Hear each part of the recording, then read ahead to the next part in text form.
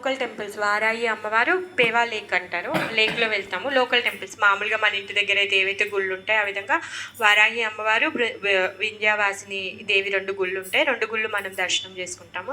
తర్వాత సేతి రివర్ అని ఉంది. ఈ సేతి రివర్ ఏంటంటే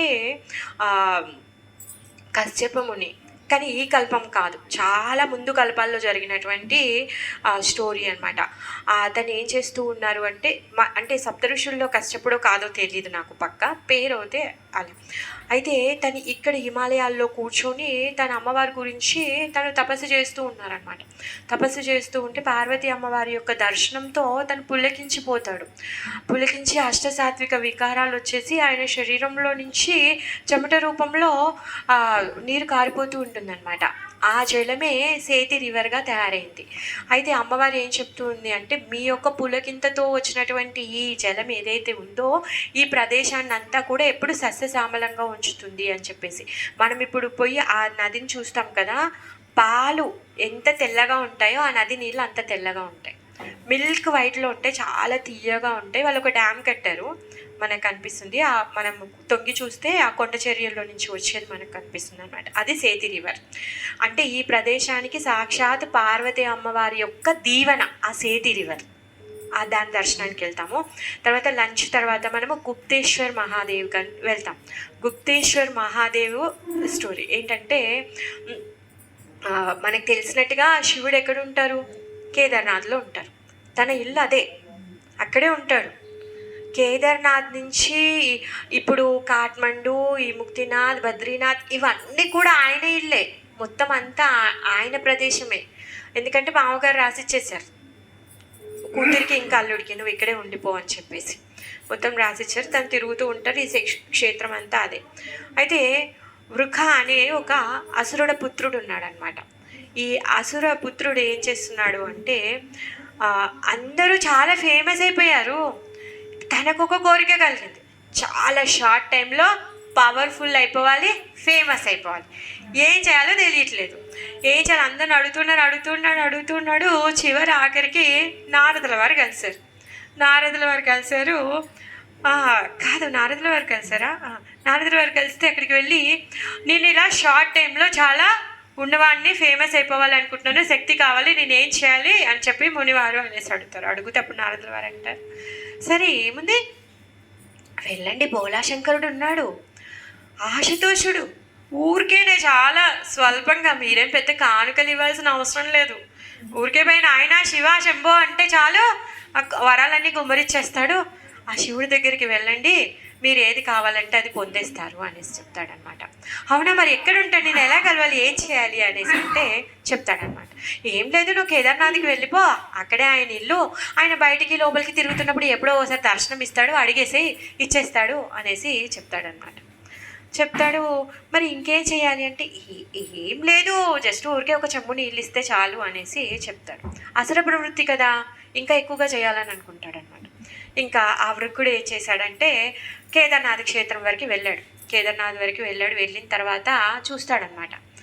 నీళ్ళు ఏమన్నాడు, నీళ్ళు ఒక్క చెంబు నీళ్ళు ఇస్తే ఇంత పెద్ద కోరిక తీరుతుందా? నారదుల వారికి మొత్తం తెలియనట్టుంది. అట్లా కాదు, అందరు అసురులు ఏం చేసేవాళ్ళు, యాగాలు చేసేవాళ్ళు, యజ్ఞాలు చేసేవాళ్ళు. అయితే నేను ఇప్పుడు యజ్ఞం చేస్తాను. కేదార్నాథ్ క్షేత్రంలో యజ్ఞం. వెళ్ళాడు, పాపం తిరిగాడు, చెక్క ముద్దులు తెచ్చాడు, యజ్ఞకుండం పెట్టుకున్నాడు, వేసాడు. మరి ఏం వేసి చేస్తాడు? నెయ్యి ఉందా? ఏముందని, నెయ్యి లేదు, ఇప్పుడు యజ్ఞం చేయాలి, ఏం చేయాలి? అందుకని చెప్పేసి చాలా అష్టపుష్టిగా అనమాట. శరీరంలో ఉన్నటువంటి కొవ్వును తీసి దాంట్లో వేసి యజ్ఞం చేద్దామని అనుకున్నాడు. ఆయన శరీర ఖండాల్ని కోసుకుంటూ ఏమంటారు, ఆ కొవ్వు వేసి తను యజ్ఞం చేస్తూ ఉన్నాడు. ఇంకా గాయాలు అయిపోతూ ఉన్నాయి కదా, లోపల పార్వతీ అమ్మవారేమో కంగారు పడిపోతున్నారు. ప్రతి ఒక్కరంటే ఆమెకి దయ కదా, అందరూ పిల్లలం కదా అంటుంది. స్వామి ఏంటో చూడండి, పొయ్యి వీడు ఇంటి ముందర చచ్చిపోయాడు అనుకో, మీకు అపవాదం వస్తుంది, చెడ్డ పేరు వస్తుంది. ఆశతోషుడు వాళ్ళ ఇంటి ముందు ఎవడైనా చచ్చిపోతే ఏమైనా బాగుంటుందా, మీరు వెళ్ళండి అంటే స్వామి చెప్తాడు, నువ్వు ప్రతి ఒక్కరి పట్ల ఇంత కరుణ నీకెందుకమ్మా, ఆగు, ఒక చెంబు నీళ్లు పోస్తే సరిపోదా, నేను పోయి వాడికి కావాల్సింది ఇవన్న, వాడు చేసేది పైశాచికత్వం. అసుర బుద్ధి, వాడు చేసేటటువంటి పనికి నేను ఎలా ప్రసన్నుడిని అవుతాను, నేను వెళ్ళను అనేసి అంటాడు. ఆ విధంగా ఒక రోజు అయిపోయింది, రెండో రోజు అయిపోయింది, మూడో రోజు అయిపోయింది, మొత్తం శరీరంలో ఉన్న అంగాలన్నీ కట్ చేసి వేసేస్తున్నాడు. ఇంకా శక్తి లేదు, రక్తం కారిపోతుంది, శిథిలం అయిపోతున్నాడు. ఇంకా చేస్తున్నాడు. ఇంకా ఎట్లా అంటే చివరి ఆఖరికి ఇంకా రావట్లేడు, నా తలనే నేను అర్పించేసుకుంటాను అని చెప్పేసి తల కట్ చేద్దాం అనుకుంటాడు అనమాట. ఆ టైంకి పార్వతి అమ్మ అంటుందన్నమాట, ఇంకా చాలు మీరు వెయిట్ చేసింది, పదండి అని చెప్పేసి అంటుందన్నమాట. ఇంకేం చేస్తాడు పాపం, అమ్మ మాట కూడా కాదనలేక అయ్యవారు అమ్మవారి ఇద్దరు కూడా వచ్చేసారు. ఎప్పుడైతే తలని కట్ చేసి వేయిపోతున్నాడో ఆ టైంకి వచ్చేస్తాడనమాట. వచ్చేసి అప్పుడు ఆగు అనేసి ఆపేస్తాడనమాట. ఆపేసి ఎప్పుడైతే పరమశివుడి యొక్క దృష్టి ఆయన మీద పడిందో ఆయన శరీరం అంతా క్యూర్ అయిపోతుంది, మొత్తం గాయాలన్నీ మానిపోతాయి, మళ్ళీ హష్టపుష్టిగా అంతా తయారైపోతాడు, హ్యాపీ. తర్వాత అయితే అంటాడు, నీకు తెలుసు కదా నేను చాలా సులభంగా ప్రసన్న అవుతాను, నువ్వు చేసే కార్యం ఎలాంటిది, హీనమైన కార్యం చేస్తున్నావు నువ్వు, ఇలాంటి హింసతో కూడుకున్నటువంటి కార్యాన్ని నేను మెచ్చను, నేను ఏ విధంగా నీకు ప్రసన్నుని అవుతాను, సరేలే ఎలాగో ఒకలాగే ఇప్పుడు నేను వచ్చేసాను కాబట్టి నీకేం కావాలో కోరుకో, నేను నీకు ఇచ్చేస్తాను అనేసి అంటాడు. ఈ వృకాసురుడు ఏమంటాడంటే, ఇంకా తనకి గొప్ప శక్తి కావాలి కదా అని చెప్పేసి ఆలోచించి ఏం చేస్తాడంటే, నేను ఎవరు తల మీద చేపెడితే వాళ్ళు భస్మం అవ్వాలి అని చెప్పేసి వేడుకుంటాడనమాట. పరమశివుడు అంటాడు, చూసావా నువ్వు చెప్పావని వచ్చా, వాడి కోరిక విను,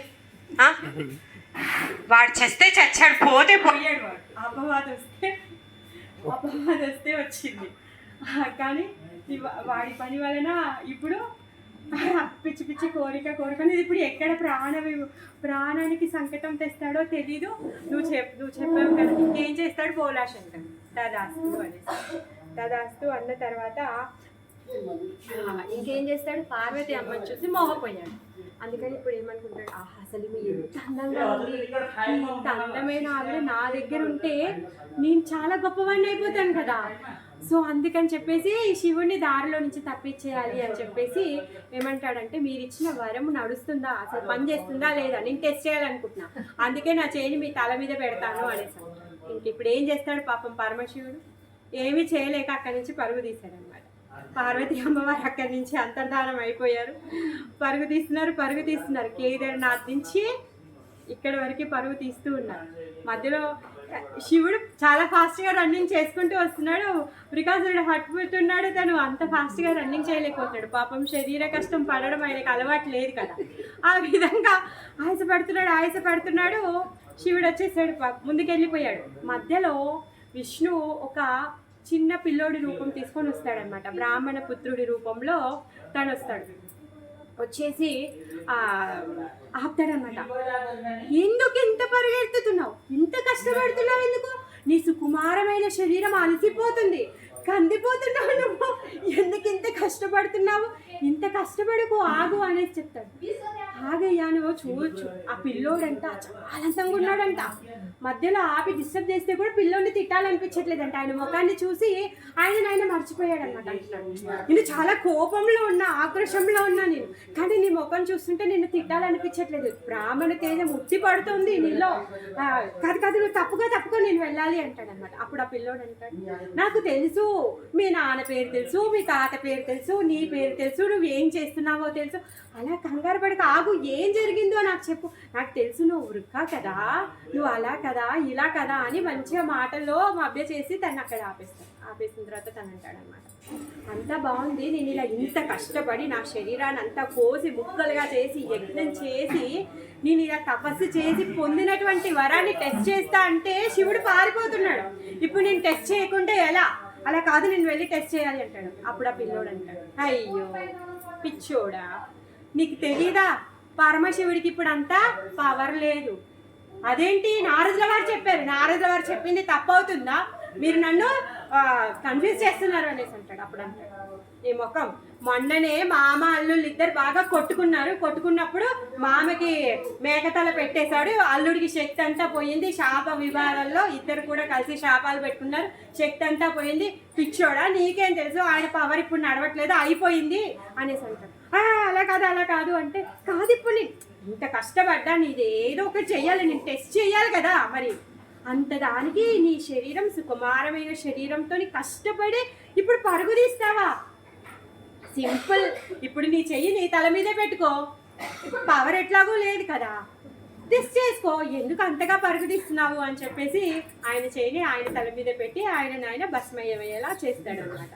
సో అప్పుడు శివుడు వచ్చి ఆ వృకాసురుడి యొక్క ఆయన ఫాలోయింగ్ తప్పించుకోవడం కోసం కానీ వచ్చి ఇక్కడ గుహలో తను స్టే చేస్తారనమాట. గుప్తేశ్వర్ మహాదేవ్ ఆయన గుప్త రూపంలో అక్కడ ఉంటారు. మీరు ఈ గుహ ఎలా ఉంటుందంటే ఒక 60 మెట్లు ఉంటాయి, కిందికి దిగితే అక్కడ పెద్ద శివలింగం ఉంటుంది. ఆయనే గుప్తేశ్వర్ మహాదేవ్. నెమ్మదిగా దిగొచ్చు. తర్వాత గుప్తేశ్వర్ మహాదేవ్ తర్వాత మళ్ళీ ఒక 60-70 మెట్లు ఉంటాయి. అక్కడ దేవీస్ ఫాల్స్ అనేసి ఉంటుంది, ఒక జలపాతం ఉంటుంది. కానీ మీరు అక్కడికి ఎవరైతే కష్టంగా ఉందో వాళ్ళు దిగకండి. గుప్తేశ్వర మహాదేవ్ వరకు నెమ్మదిగా దిగి దర్శనం చేసుకోండి, ఎందుకంటే జారుతూ ఉంటుంది, నీళ్ళు తడి ఉంటుంది, కేవ్ అదంతా.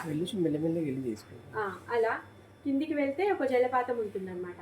కేవ్ లోపల పెద్ద జలపాతం ఉంటుంది, దాన్ని చూడడానికి ఆ గుప్తేశ్వర మహాదేవ్ దర్శనం చేసుకోండి. ఆయన ఇంపార్టెంట్ అదనమాట.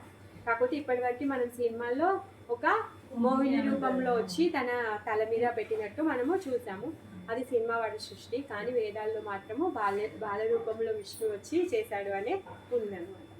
హరే కృష్ణ. హరే కృష్ణ. హరే